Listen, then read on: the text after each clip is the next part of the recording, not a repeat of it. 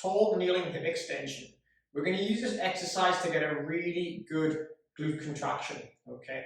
We're going to talk about where the ribs are and where the pelvis is so we can get the diaphragm and the pelvic floor to stack using our glutes and our core muscles to really feel that position and fire those glutes up as time goes on. So we're going to start tall kneeling, so that will be this position here where we're upright, our breastbone's pointing straight forwards. We're going to take our hands on our waist with our thumb pointing forwards. That's going to basically take our elbows nice and wide and help us start to round through that rib cage a little bit. We're not trying to physically round where we're leaning forward and our breastbone's pointing towards the floor. We want to stay quite tall in that position.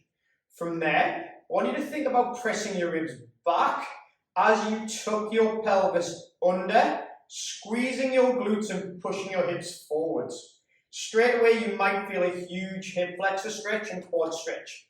If that's the case, we're going to bring your pelvis back behind your knees a little bit, still staying stacked, and just try and tuck that pelvis a little bit more and squeeze the glutes a little bit more. You should feel less stretch here and more glute contraction. Once we've got the glutes to switch on, we can either hold this for time or we can focus on breath. But what we want to try and think is our rib cage is pressing back to stay stacked over our pelvis, and we're squeezing our glutes, pushing our pelvis forward to create more hip extension, okay?